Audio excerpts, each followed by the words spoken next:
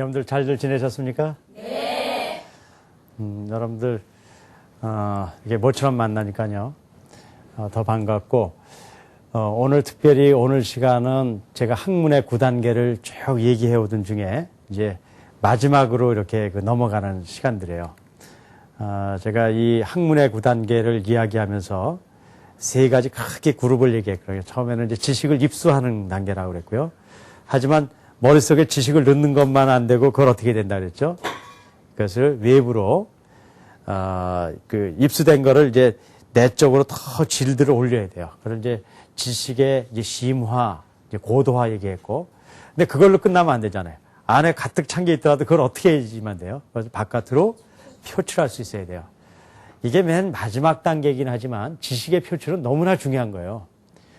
일반적으로 여러분들 잘 아시는 대로 지식의 표출이라는 것이 없이는 지적인 힘이 나타나지 않는단 말이에요. 아는 건 많은데요. 어디 가서 뭐 그냥 더듬더듬거리면요. 그 사람을 어떻게 신뢰하겠어요. 그렇죠? 뭘 몰라서 그런가 보다 그렇게 얘기할 거 아니에요. 하지만 지식의 표출이 아무리 매끄럽더라도요. 그 안에 내용이 없으면 어떻게 보일까요? 정말 뭐 겉모양만 그럴듯하지 존경스럽지 않단 말이에요. 그러니까는 표출을 잘한다는 것은 겉만 번지르하고 멋있는 걸 얘기하는 게 아니죠. 그 안에 뭐가 들어있었냐면 내용이 들어있어야 돼요. 그래서 결국은 우리의 삶에 있어서 지적인 힘은요. 결국은 바깥으로 어떻게 표출하느냐에 달려있어요. 이제 그런 의미에서 오늘은 지식을 어떻게 표출하는가 거기에 대해서 좀 얘기를 나누도록 하겠습니다.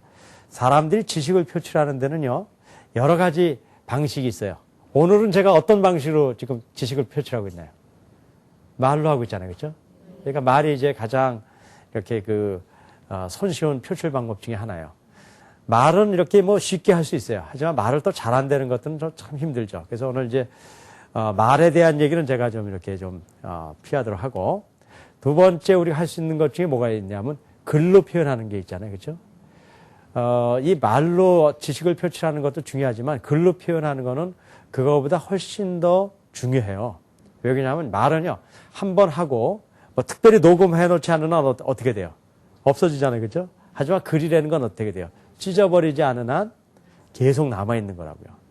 실제로 여러분들 남한테 이렇게 전화 받는 것도 굉장히 반갑지만, 여러분들 편지 한 장을 받았을 때 그 기쁨이 있잖아요. 그죠? 어떻게, 읽고 또 읽고, 그게 글이 주는 또 하나의 중요한 그 역할들이에요.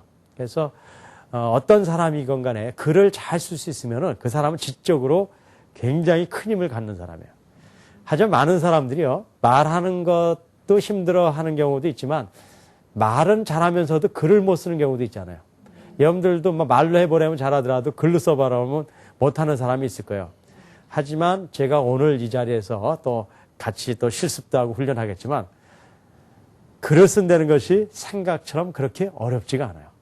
근본적으로 글의 원리들, 또 제가 지난번에 얘기했는데 기억나시는지 모르겠습니다. 글과 말의 비밀, 그런 얘기를 한 기억이 나시죠? 글과 말이 어떻게 이루어졌는가 하는 본질적인 비밀을 알면은 글을 쓰는 데는 것이 그렇게 어렵지 않아요. 하지만 인간이 갖고 있는 이 표출은, 지식의 표출은 글로 끝나는 게 아니라 훨씬 더 그거보다 고도의 언어들이 있어요.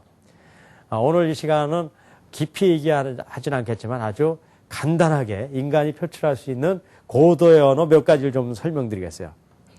처음엔 제가 글이라고 그랬어요. 그렇죠? 매우 중요하죠.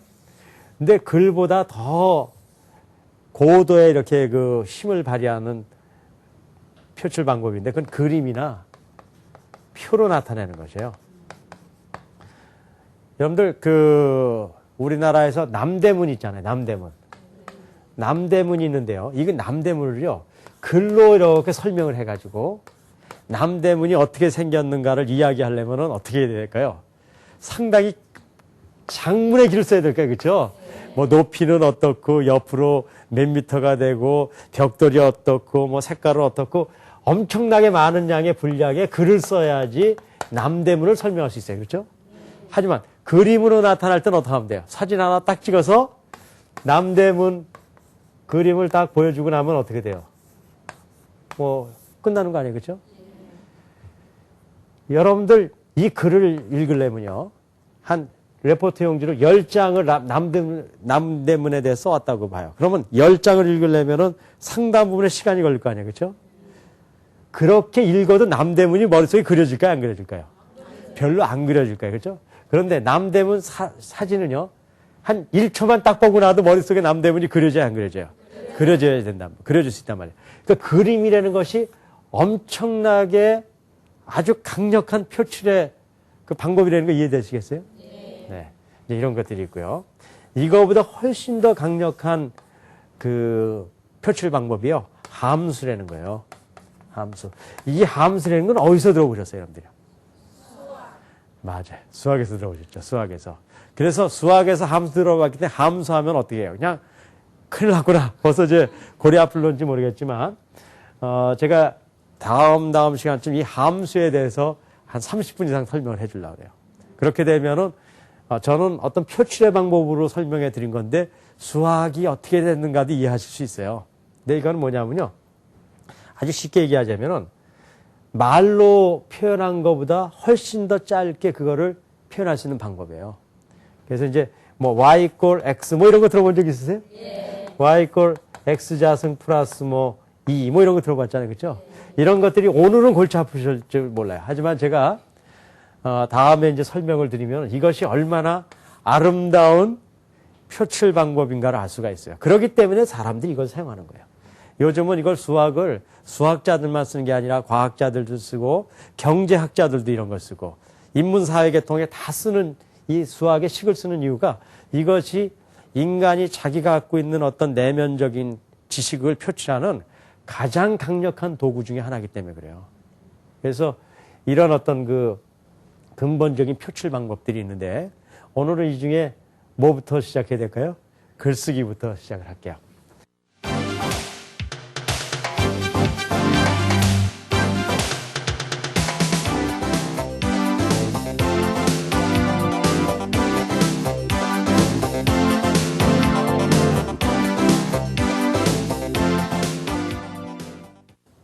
글쓰기가 얼마나 중요하냐면요. 옛날에는 과거 시험이라는 게 있었죠. 과거 시험. 그런데 지금처럼 수학, 물리, 뭐 이렇게 법률 그런 게 보는 게 아니라 여러분들도 영화나 그런 데서 보셨겠지만 어떻게 돼요? 많은 사람들이 과거 시험을 바로 와요. 그러면 이제 임금님께서 시제를 하나 내잖아요. 그죠? 제목을 하나 내줘요. 그렇게 하고 다 그걸 걸려놓으면 사람들이 끙끙을 앓으면서 그 시제에 따라서 글을 쓴단 말이에요. 그죠? 그런데 그거에 잘 쓴 사람이 나오면요. 드디어 우리나라에 정말 귀한 인재가 나왔다. 그래가지고 뭐 경사가 난 거죠. 장원급제가 되면 왕이 직접 만나고 뭐 춘향전에 보니까 바로 어사또를 보내기도 하는데 뭐 그렇게 빨리 보내는 건 좀 틀린 것 같긴 하지만 어쨌든 보낸단 말이에요. 뭐 그런 아주 글 하나를 잘 썼는데 대단하게 대접을 한단 말이에요. 전 처음에 이것을 이해할 수가 없었어요. 아니 그렇다 그러면은 그 당시에는 전부 문학적 소질 있는 사람, 글 잘 쓰는 사람이 그럼 전부 인재가 돼가지고 정치도 하고 그러는가 그렇게 생각했어요. 하지만 이제 와서 제가 학문의 세계를 알고 보니까 그것이 굉장히 타당하다는 걸 알았어요. 그 당시는 뭘 보냐면요. 문학적 소질을 본 게 아니에요. 글을 한번 쓰려면요. 문학적인 어떤 소질도 중요하지만 글을 쓰기 위해서는 속에 뭐가 있어야지 글이 나오는 거 아니에요? 네. 여러분들 치약이 짜면 뭐가 나와요? 치약이 나오잖아요. 그렇죠? 치약을 짰는데 무슨 뭐 짜장면 나오는 거 보셨어요? 그런 거 없잖아요. 그러니까 모든 건 어떻게 되냐. 외부에 표출되는 건 속에 있는 게 나오게 돼 있단 말이에요. 어떤 뭐 이렇게 문학적인 어떤 그 상상이 아니라 어떤 시제를 놓고 그걸 물어봤을 때 나올 수 있는 건 뭐가 나와요? 그 사람 속에 있는 게 나온단 말이에요. 그럼 그 사람 속에 말이에요. 어떤 사물에 대한 정확한 판단력을 갖고 있고 그리고 남에 대한 뜨거운 애정이 있고 국가에 대한 충성심이 있고 그리고 삶에 대한 진지함이 있고 어떤 한 사물에 대한 분명한 자기의 주관이 있고 그런 것들이 나온단 말이에요. 그럼 그걸 갖고 그런 사람을 뽑아서 나라의 중요한 일을 맡길 수 있단 말이에요. 그렇기 때문에 글을 잘 쓴다는 것은 상당히 중요한 거예요. 난 여러분들이 누구나 글 쓰는 사람이 되길 바라요. 하지만 아무리 그렇게 중요하고 그렇다고 얘기하더라도 실제로 해보면 안 되잖아요. 그게 왜 그러냐면요. 잘못 배웠기 때문에 그래요. 우리나라의 글쓰기 훈련이요. 거의 지금 우리 교육에 별로 없는데 최근에 논술고사라는 게 생겨서 글쓰기를 좀 하잖아요. 근데 저도 아이들을 키워봤기 때문에 안단 말이에요. 대학을 갈 때요. 논술이라는 게 얼마나 중요하면 대학 갈 때 이것으로 분야 한 분야를 논술 시험을 보는 거 아니에요? 그럼 이렇게 중요하면 이 논술이라는 공부를 초중고부터 사실은 철저히 공부해와서 봐야 되잖아요. 근데 실제로 여러분들 현실적으로 그래요? 아니에요. 논술은 언제 하냐면요. 수능고사 보고 특차로 간 애들은 논술도 안 봐요. 그렇죠? 알겠죠? 그래서 그냥 가는 거야. 그럼 특차로 붙기가 조금 어려우면 그 다음부터 한 달 반 동안 뭘 공부해요? 논술을 공부한단 말이에요. 글쓰기법을 배운단 말이에요. 그렇죠? 이거는 글 쓰는 방법을 배우는 거예요. 그래서 글은 어떻게 쓰고 뭐 이렇게 여러 가지 방법을 배워요. 그래서 글을 뭐 이렇게 따라서 쓸 수 있어요. 하지만 이건 글 쓰는 방법이고요. 진짜 중요한 건 이 글의 내용이 중요하단 말이에요. 내용은 어디서 나와요? 들은 게 나올 거 아니에요. 아무리 방법을 하면 무슨 상관이 있겠어요. 좋은 방법을 썼더라도 그 안에 들은 내용이 있어야 된단 말이에요. 그렇게 하기 위해서는 이 글을 잘 쓰기 위해서 첫째 중요한 건요. 글 쓰는 기술도 필요하지만 뭐가 근본적으로 필요할 거예요. 그 쓸감이 내 안에 어떻게 있어야 돼요?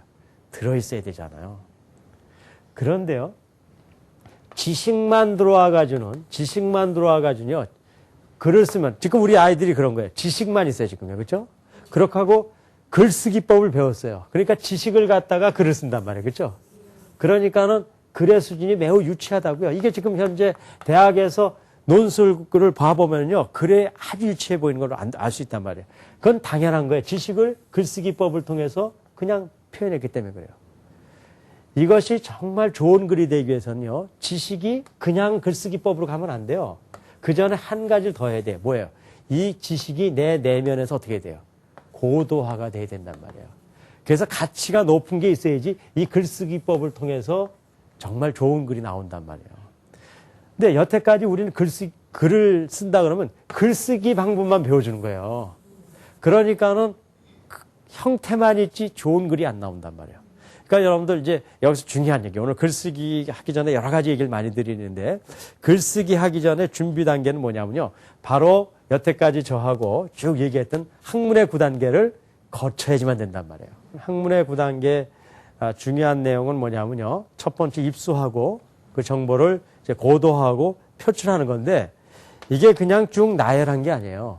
표출을 하려면은 일단 정보가 들어와야 되고요. 그렇죠? 그 정보가 고도화된 걸 갖고 표출을 해야지. 고도화된 것도 없이 표출하니까는 아주 저급한 글이 나올 수밖에 없단 말이에요. 그러니까 글을 잘 쓰는 방법 중에 하나는요. 많은 독서를 하는 거예요. 하지만 그 다음에 생각을 많이 한 사람이 진짜 글을 잘 쓰는 거예요.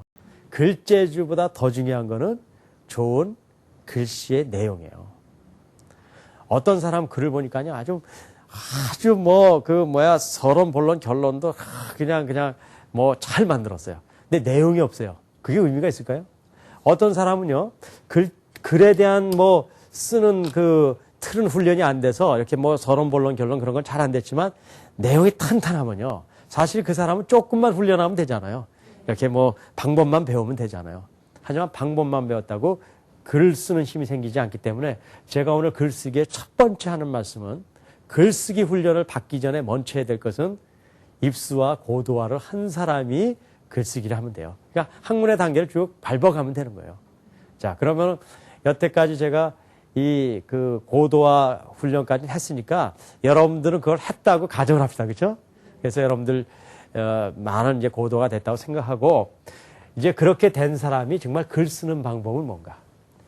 이제 글 쓰는 방법 하면 이제 논술 이제 지도하는 데 가면 여러 가지 얘기를 굉장히 많이 하잖아요. 그래서 뭘 많이 해야 되는 것처럼 보여져요. 하지만 그렇지 않다는 거예요. 글쓰기는 제가 지금 얘기하는 요 패턴을 하나를 이해하면 글쓰기는 누구나 할 수 있어요. 가장 중요한 그 원칙은 뭐냐면요. 글쓰기는 글 분석하기의 역순이다. 다시 얘기하면요. 글쓰기는 글 분석인데요. 분석한다는 거 글 읽기예요. 그렇죠? 읽기에 뭐라고요? 역순이다. 거꾸로 하는 거예요. 요거를 이해하면 되고요. 글과 말의 비밀을 이해하면은 글쓰기는 끝나는 거예요. 글과 말의 비밀을 알려드릴게요. 글과 말의 비밀은 뭐냐면요.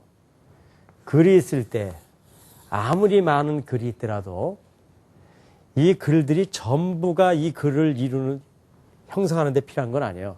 이 글에서 내가 얘기하려는, 저자가 얘기하려는 중요한 부분은 많지 않다는 거예요. 그렇죠? 몇 개 안 된다는 거예요. 그리고 나머지 부분들은 이 중요한 부분을 어떻게 하는 거예요? 설명하거나 이해하도록 도와주는 보조 역할을 한다는 거예요. 그러니까 이렇게 많지만 중요한 거는 뭐 하나, 둘, 세 개나 뭐 많으면 네 개, 다섯 개 이 정도라는 거예요. 이렇게 이루어져 있다는 거예요.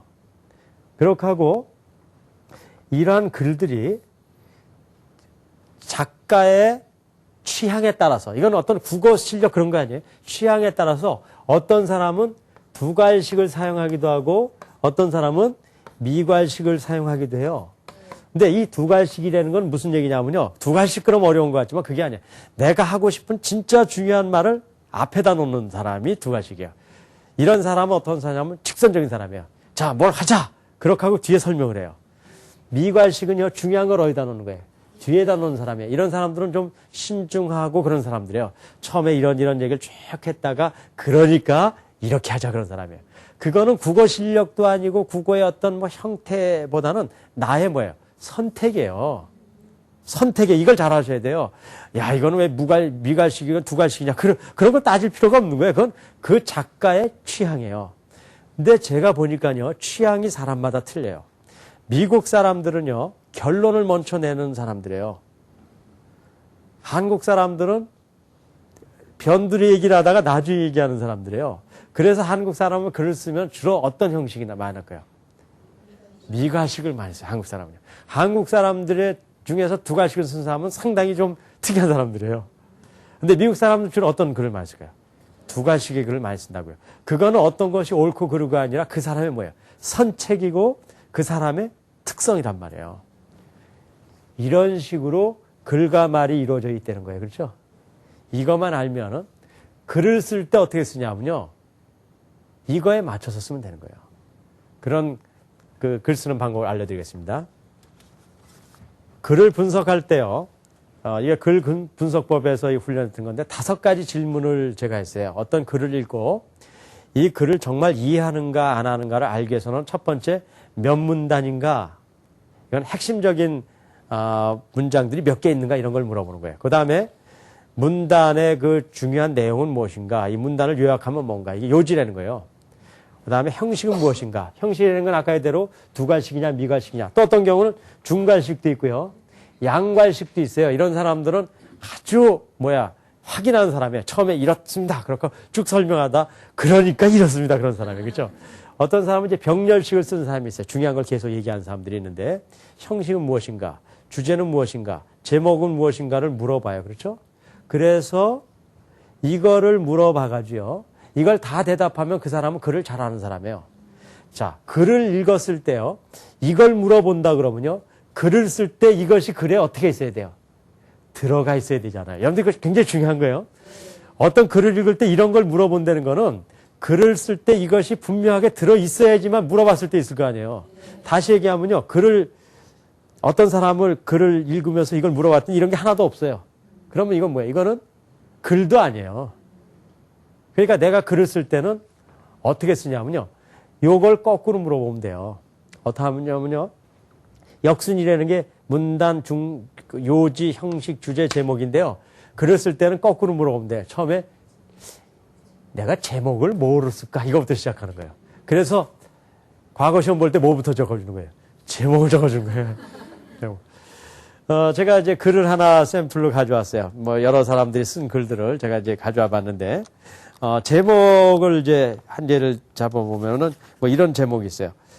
요즘 과학 시대니까 과학 기술과 인간의 생활, 그런 제목들 많이 쓸 수 있잖아요. 그죠? 그걸 내가 정했어요. 하지만 그거 갖고는 안 돼요. 그거에 그 다음 중요한 거는 주제예요. 그러면 제목은 뭐고 주제는 뭔가를 잘 보세요. 주제와 제목을 많은 사람들이 혼동할 수 있는데 이게 차이가 있는 거예요. 자, 제목이 과학기술과 인간의 생활이에요. 그럼 과학기술과 인간의 생활인데 주제는 다른 두 가지가 생길 수 있어요. 어떤 분은 이렇게 썼어요. 과학기술의 발달은 편리한 인간 생활을 이끌어낸 공신이다. 그러니까 이 사람은 어떻게 본 거예요? 과학기술은 인간 생활을 어떻게 했다는 거예요? 참 좋게 만들었다. 그게 주제일 수 있어요. 그렇죠? 어떤 사람은요. 과학기술과 인간 생활이라는 이런 그 제목을 갖고 이렇게 썼어요. 과학은 인간 생활을 윤택하게 하기도 하고 또 메마르게 하기도 한다. 이렇게 썼어요.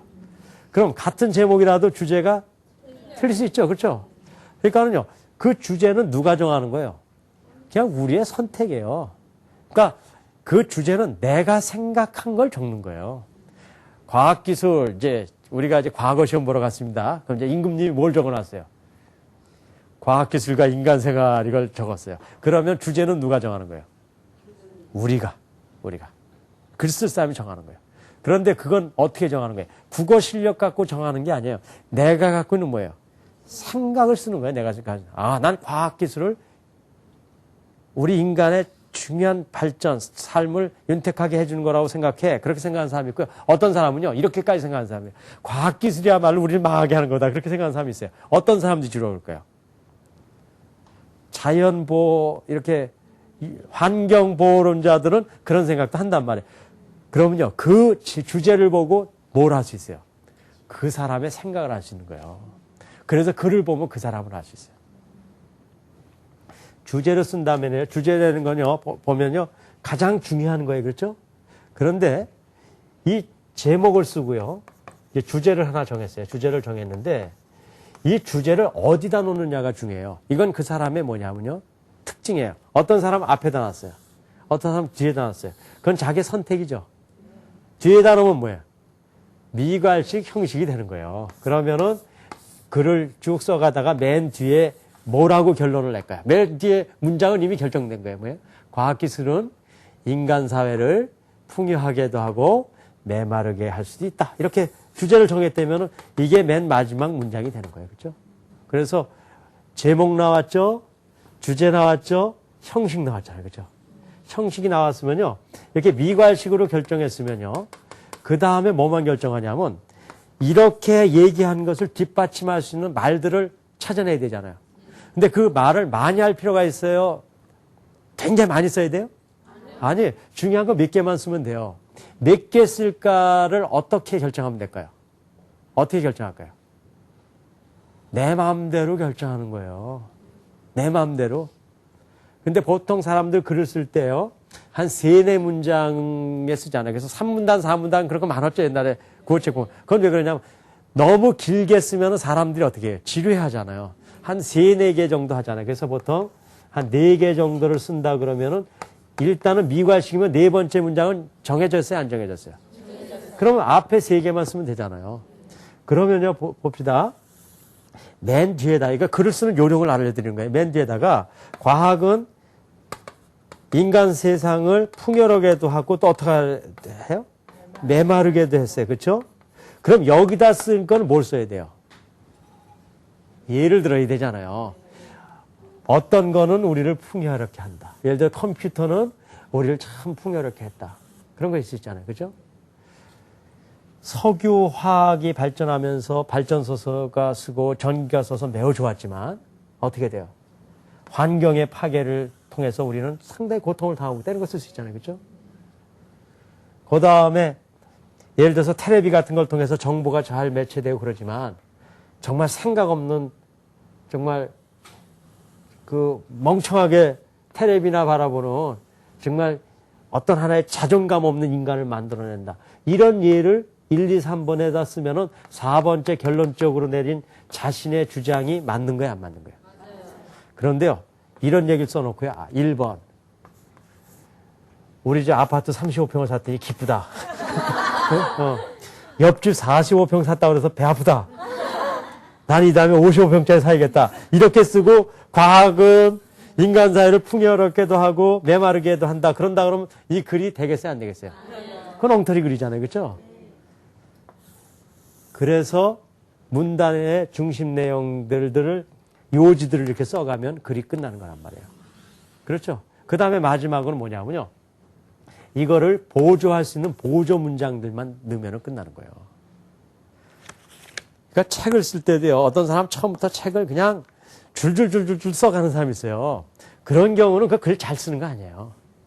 그러니까는 저는 뭐 여러 가지 책을 많이 썼다고 제가 말씀드리는데요. 저는 뭐 제 분야에 제가 이제 과학자니까 과학 분야의 책은 또 많이 썼고 또 제가 이제 요즘 교육에 관심이 있으니까 교육에 대한 분야의 책도 쓰고 또 최근에 이 언어의 문제를 어떻게 풀어볼까 그런 꿈 때문에 영어 학습법이라는 책도 쓰고 또 중국어를 어떻게 해결해 줄까 해서 중국 학습법도 쓰고 최근에 또 일본어 학습법 다 끝났어요. 또 해외에 있는 우리 동포들에게 어떻게 한국말을 잘 가르쳐 줄까 생각이 들어서 한국 학습법이라는 것도 쓰고 뭐 제가 책을 많이 쓰고 있는데 그러면 저는 어떻게 책을 쓰는가? 책이 굉장히 두툼한 이런 책이 있다 그러더라도 이걸 다 쓸 필요가 없단 말이에요. 이 책의 대부분 중요한 거는 얼마 안 된단 말이에요. 소위 A4 용지라든가 이런 우리 요즘 그 종이 있잖아요. 그 몇 장이면 중요한 얘기는 다 끝나고 그 이야기에다 뭐만 붙이는 거예요. 살을 붙이는 거예요. 근데 살을 뭘 붙이냐면요. 내가 하고 싶은 얘기 아무거나 하는 얘기 아니라 여기다 한 얘기를 더 잘 이해되고 설명되도록 하는 살만 붙이면 된단 말이에요. 근데 살은 어떻게 붙이냐면요. 상대방에 따라서 다르게 붙여야 돼요. 제가요, 이런 우스운 경험을 한 적이 있어요. 저는 제 강연을 한국에서만 하는 게 아니라 미국에서, 몽골에서, 러시아에서 이렇게 쭉 저기를 했단 말이에요. 그래서 제가 강연하는 것 중에 좋은 방법으로 하는 것이 열심으로 하는 것보다 중요하다는 얘기를 많이 해요. 아무리 열심히 하더라도 방법이 나쁘면 안 된다. 그 예를 들 때요. 저는 계엄 얘기를 해요. 계엄 있잖아요. 허브적거리는 계엄. 계엄을 아무리 열심히 치더라도 자유형 수영을 체계적으로 배운 사람이 이길 수 있어요? 없어요? 없잖아요. 왜냐하면 아무리 계엄을 열심히 하더라도 계엄은 못 뺏게 안 돼요. 계엄밖에 안 된단 말이에요. 그렇잖아요. 그래서 계엄으로 큰 일을 하는 것 같더라도 자유형 수영을 체계적으로 간 사람을 절대로 이길 수 없단 말이에요. 그러기 때문에 열심히 하는 것보다 먼저 바른 방법을 갖는 것이 모든 일에 중요한 거예요. 여러분들 거기에 동의가 돼요? 안 동의가 돼요? 왜 그래요? 내가 계엄을 갖고 설명을 잘하기 때문에 동의가 되는 거예요. 그냥 처음에 제가 열심보다는 좋은 방법이 중요합니다. 그렇게만 얘기하면 여러분들 정말 그럴까 할 수 있단 말이에요. 그렇기 때문에 바로 열심보다 바른 방법이 중요하다는 것이 이게 요지고요. 계엄은 설명문이에요. 그렇죠? 그럼 여러분들 참 좋은 제가 이렇게 글을 쓴 거예요. 아니에요. 그런데 제가 어느 나라 가서 이 얘기를 했는데요. 아무도 이해를 못하는 거야. 그래서 나중에 물어봤어요. 아니 내가 이렇게 멋있게 강의를 했는데 어떻게 이해가 안 돼요? 그랬더니 저희는 계엄이라는 게 없어서요. 그게 무슨 얘기인지 모르겠다는 거예요. 그래서 할 수 없이 그 나라는 뭘 잘하는데 씨름을 잘한대요. 그래서 씨름을 그냥 동네에서 막 배운 거 하고 코치한테 배운 거 하고 아무리 열심히 하더라도 누가 이기냐 했더니 코치한테 배운 거. 그렇게 설명해 주니까 그 나라는 이해해요. 그러니까는 어떤 보조 문장을 쓸 것이냐는 뭘 쓰냐가 중요한 것이냐 누구를 생각하면서 써야 돼요. 이 글을 읽을 상대방. 어린아이들이면 어린아이에 맞게. 여성이면 여성에 맞게. 한국 사람이면 한국 사람에 맞게. 몽골 사람이면 몽골 사람에 맞게. 이렇게 써주는 것들이 독자를 생각하는 좋은 글이란 말이에요. 아이들한테 얘기할 때는 그 아이들의 수준에 맞춰서 얘기해야 되잖아요. 아이들한테 얘기하면서 인생이 어떻고 그러면요. 유치원 애들이요. 무슨 말씀하시나 그럴 거 아니에요. 그 아이들한테 아무리 좋은 얘기를 하더라도 그 형식이 잘못 갖춰져 있으면 안 된다는 거예요. 이제 그런 거는 우리가 이제는 약간의 요령이고 근본적으로 글 쓰는 방법은 간단해요. 어떤 글을 쓸 때 예를 들어서 아이한테 어떤 얘기를 하고 싶어요. 그러면요. 그냥 가서 얘기하는 것보다 메모를 정리해 가서 얘기하는 게 좋아요. 그렇죠? 그러면은 요즘 아이들이 공부를 안 해서 그런다. 그럼 제목을 뭘까요? 공부. 네, 그런데요. 그렇게 합시다. 딱딱하긴 하지만. 근데 주제가 중요해요. 공부에서도요. 공부를 열심히 해야 된다. 그런 주제도 있고요. 공부를 열심히 해야 되지만 그보다 더 중요한 건 인간이 되는 거다. 그런 주제도 있을 수 있고요. 또 어떤 주제는 공부와 인간은 같이 만들어 가야 된다. 그런 주제가 있잖아요. 똑같은 공부에 따라서 다른 주제를 써야 돼요. 거기에 따라서 여러분들이 아이들한테 얘기하는 게 틀려져요. 여러분들 그걸 적어 가야 돼요. 주제를 적어 가야죠. 안 하면요. 가서 딴소리 한다니까요. 바로 이 글 쓰는 능력이 없기 때문에 말도 못 하는 거예요. 그렇기 때문에 다른 말을 하는 거예요. 좀 너무 좀 이렇게 빠져가지고 헛소리를 하는 거예요. 우리 아이들하고 남하고 얘기할 때 헛소리 하는 경우 있습니까? 없습니까? 너무나 많잖아요. 그렇게 하면 안 된단 말이에요. 주제를 벗어나면 안 된단 말이에요. 주제가 쓴다면은요, 전략을 짜야 돼요. 먼저 딱 얘기해놓고 설명을 할까? 아니면 살살 구슬려가지고 결론을 낼까? 그게 바로 두괄식이냐, 미괄식을 결정하는 거예요. 여러분들 두괄식, 미괄식이 우리 삶에 아무런 소용없는 거라고 생각했죠? 아니에요. 이것이 우리의 삶에 가장 중요한 거예요. 어떤 얘기를 할 때도, 저도 강의를 할 때도요, 상당한 부분에 두괄식과 미괄식을 아주 적절히 섞는단 말이에요. 고공학습법을 통해서 전체를 보여주고 나서 사실 저는 양괄식을 쓰는 거예요. 일단 전체를 보여주고 나고 설명하고 결론 내고. 그렇게 하는 걸 알 수 있잖아요. 그것은 제가 그런 학문적인 힘을 제가 그렇게 지금 활용하고 있는 거란 말이에요. 그렇게 하고 나서 이제는 아이한테 너무 두괄식으로 하면 안 되니까 아이에 따라서 틀리잖아요. 미괄식을 보통 써야 되잖아요. 그러려면 미괄식을 얘기할 때 처음에 그 아이가 정말 설득될 수 있는 몇 가지 중요한 얘기를 이렇게 잡아내야 되잖아요. 그렇죠? 그래서 내가 아이한테 이런 얘기를 하고 이렇게 결론내겠다. 그러면 이미 글은 다 끝난 거예요. 제목 잡혔죠? 뭐 잡혔어요? 주제 잡혔죠? 형식 잡혔죠? 요지 잡혔죠? 그럼 글을 끝난 거 아니에요. 그럼 나중에 이제 뭐만 채우면 돼요? 거기에 맞는 좋은 예들을 만들어내야 돼요. 많은 예들 중에는요, 이런 예는 안 좋은 예죠. 네 형은 어땠는데 넌 이러냐. 제일 나쁜 예, 그렇죠? 그런 거 아니죠. 제일 좋은 예는 그거예요. 너 이렇게 여러 가지 부족한 점이 있는데 사실 나도 그랬거든.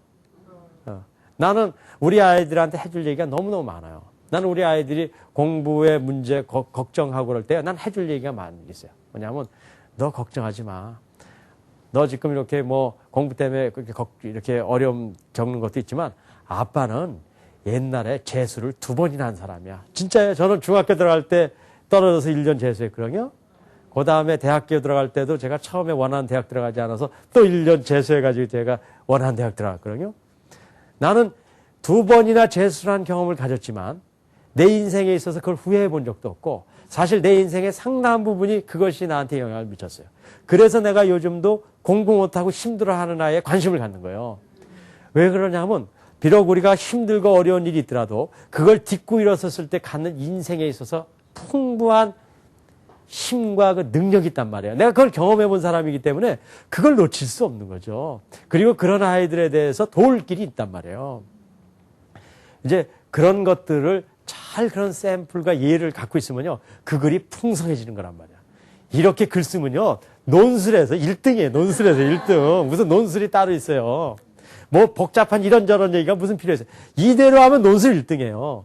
내가 대학에서 성장으로 아이들 논술한 거를 내가 다 체크해 본 사람이란 말이에요. 이렇게 쓰면 글은 끝나는 거란 말이에요. 이런 능력이 있어야지 글로 끝나는 것이 아니라 대화를 이렇게 하는 거예요. 말과 글은 동시에 일어난다는 걸 알 수 있잖아요.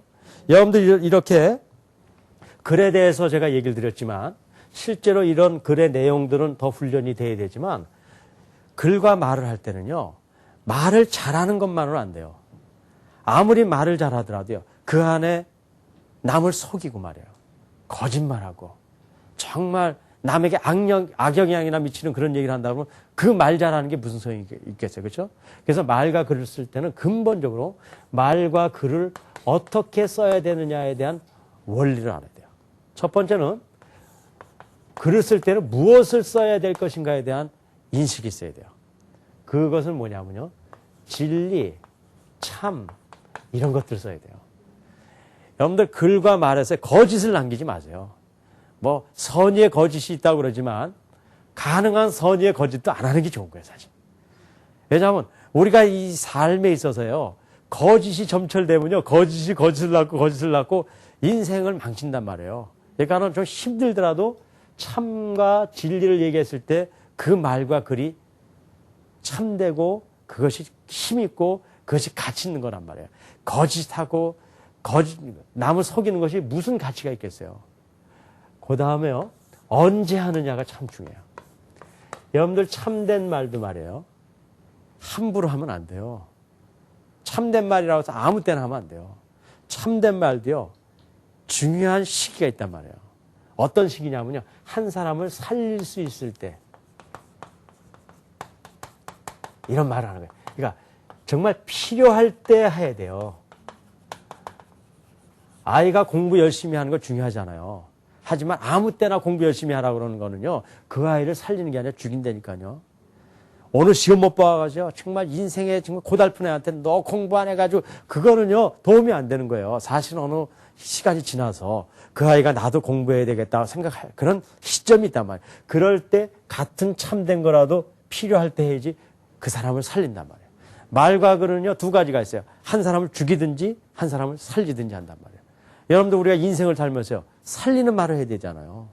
그렇기 때문에 시점이 매우 중요해요. 그 다음에 이제 어떻게 하느냐가 참 중요하거든요. 이제 어떻게 이제는 글을 쓰느냐가 제가 이제 조금 정리해 드렸는데요. 첫째는요. 바른 표현을 해야 돼요. 표현 자체가 이제 아주 정당하고 바라야 되는데 이제 이 바른 표현하는 방법을 제가 한 3가지만 좀 알려드릴게요. 첫째는 뭐냐면요. 쉬워야 돼요. 쉽게 글과 말을 써야 돼요. 이 쉽다는 게요. 단순히 쉽다는 게 아니에요. 저하고요. 여러분들 이렇게 강의 지금 이렇게 쭉 들어오면서요. 제가 다루고 있는 지금 이 주제가 절대 쉬운 주제가 아닙니다. 사실은 제가 뭐 고고학습법, 뭐 이렇게 글분석법 이런 얘기들이요. 쉬운 주제가 아니에요. 굉장히 어떻게 보면 어려운 주제예요. 하지만 여러분들 제 강의가 지금 쉽습니까? 어렵습니까? 쉽죠? 이게 중요한 거예요. 왜 그런지 아세요? 그건 내가 쉬운 단어를 써서 그런 게 아니에요. 쉬운 이유는 뭐냐면요. 논리적일 때 쉽게 느껴지는 거예요. 논리적일 때요. 논리적이라는 건 뭐냐? 앞뒤가 맞을 때요. 여러분들 이 얘기를 들어보면서 아 그렇구나 그렇게 느껴지면은 그게 쉬운 거예요. 그런데 말은 쉬운데 아닌데 어저께 한 얘기하고 완전히 반대 뭐 이렇게 나오면 그건 어려워지고 그것이 어떤 지적인 것을 혼란시킨단 말이에요. 쉽게 얘기 안 되는 건요. 논리적으로 얘기 안 되는 거예요. 그래서 쉬운 글은 논리적인 거예요. 그리고 그걸 알고 있다는 거예요. 사실은 어떤 사람이 글이나 말을 하는데요. 어렵고 굉장히 이렇게 듣기가 어렵잖아요. 그럼 어떻게 생각이 되냐면요. 그 말하는 사람이 그걸 몰라서 그러고 있는 거예요. 아는 사람은 어렵게 얘기할 수가 없어요. 그렇기 때문에 쉽게 쓰려고 노력하시란 말이에요. 두 번째는요. 간결하게 써야 돼요. 간결하게. 간결하다는 얘기는 뭐냐면요. 이런 겁니다. 일반적으로요. 글을 쓸 때 문학에는 만연체라고 해서 화려하게 길게 쓸 수 있잖아요. 그렇죠?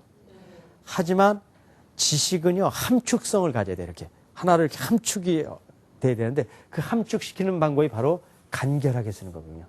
그러니까 어떤 걸 길게 늘려 쓰는 것보다 아주 간결하게 쓰는 것이 참 중요해요. 제가 뭐 제 자랑을 하려는 게 아니라 제 강의 시간이니까 제 책을 보면요.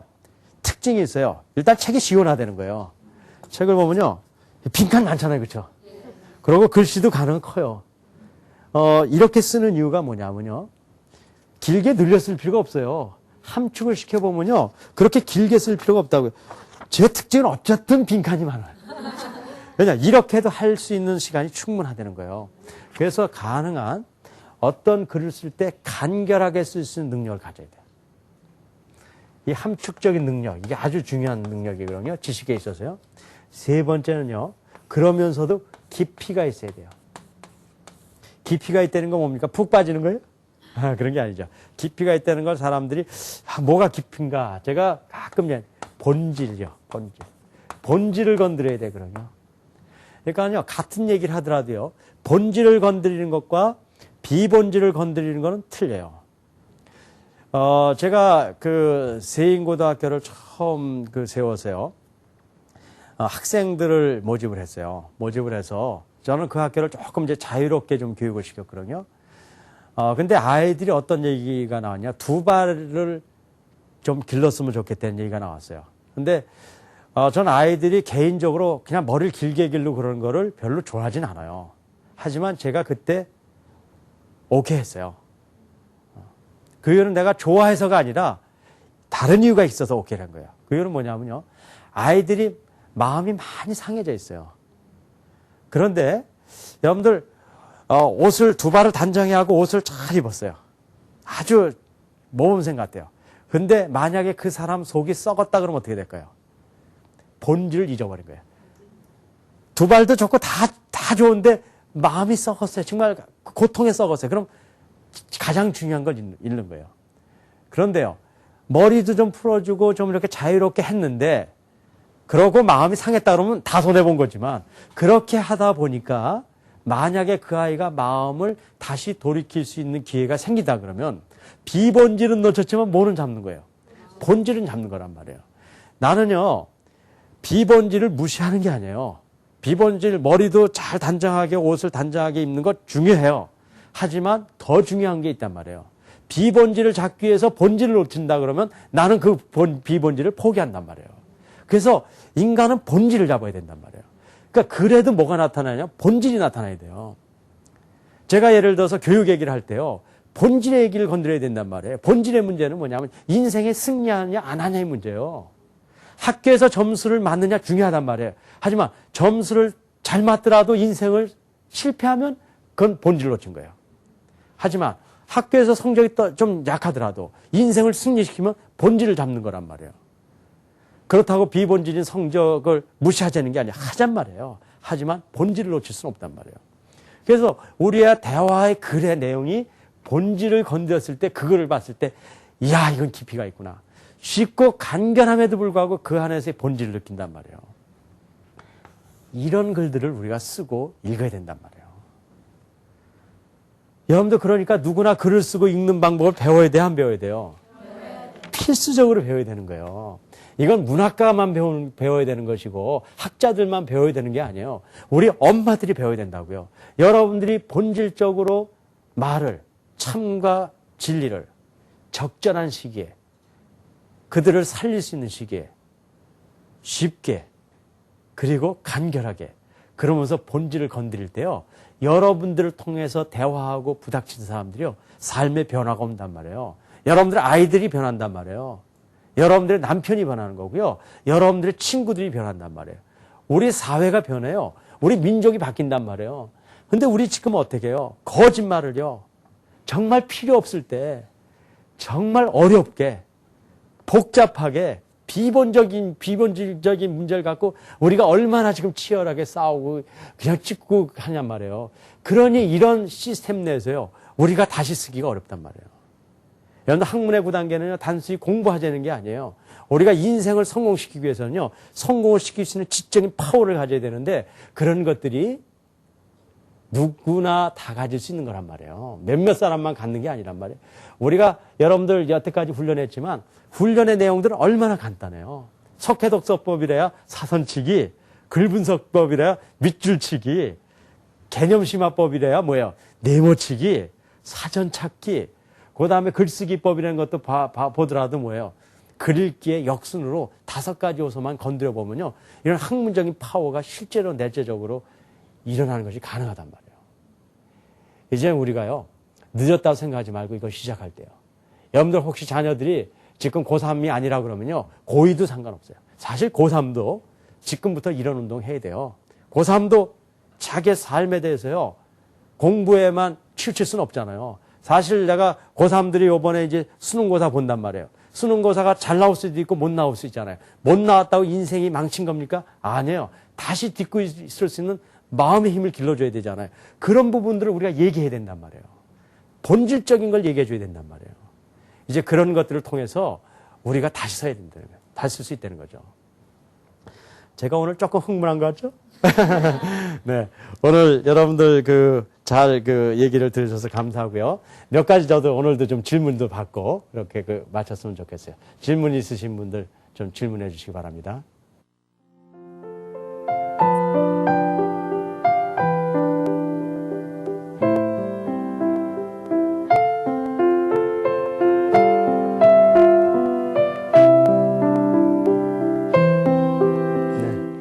박사님 강의 오늘 너무 잘 들었고요. 저희들이 집에서 실제로 활용할 수 있는 예가 있으면 좀 들어주셨으면 해요. 네. 오늘 강의가 이제 전반적으로 보면 이제 글쓰기의 제가 중요성과 어떻게 해야 되는 이제 방향성 말씀드렸는데 다른 날에 비해서 이렇게 연습을 해보지 못했잖아요. 네. 그래서 뭐 그 이유는 글쓰기 연습을 하려고 다 쓴다는 건 좀 어려울 것 같아서 못했는데요. 저는 그래서 실제적으로 두 가지를 권하고 있습니다. 하나는 일기 쓰기와 편지 쓰기예요. 여러분들 일기 쓰기라는 건 굉장히 중요하기 때문에 국민학교부터 이렇게 학생들에게 우리 아이들에게 훈련을 시키잖아요. 그래서 중요해서 훈련을 시켜가지고 어른이 돼서 그걸 또 써야 되는데 어른 돼서는 어떻게 해요? 안 해버려. 그러니까 그게 얼마나 어리석어요. 여러분들 일기 쓰기가요. 국민학교 때 할 일이 없어서 이 국민학교나 유치원 과정 중에 무슨 과정으로 하려는 게 아니라 그게 인생에 있어서 너무나 중요하기 때문에 국민학교 어린이 때부터 시킨 거예요. 근데 그것이 끊어져 버리잖아요.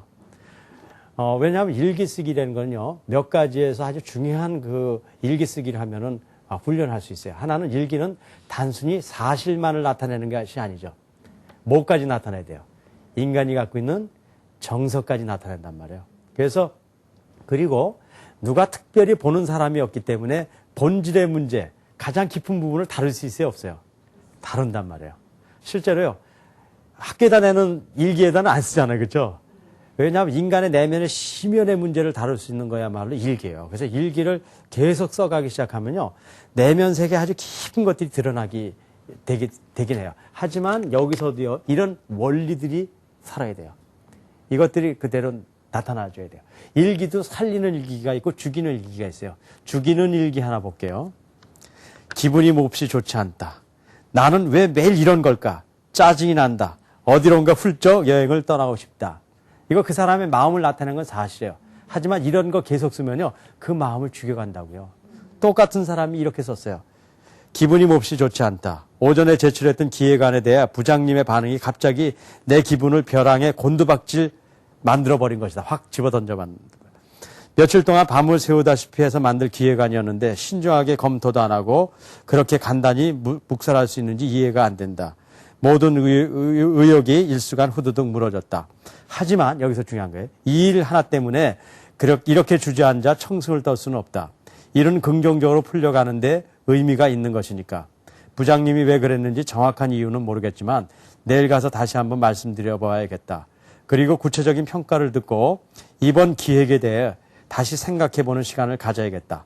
내일은 하늘이 맑았으면 좋겠다. 여러분들 같은 글이라도요, 살리는 글과 죽이는 글이 있어요.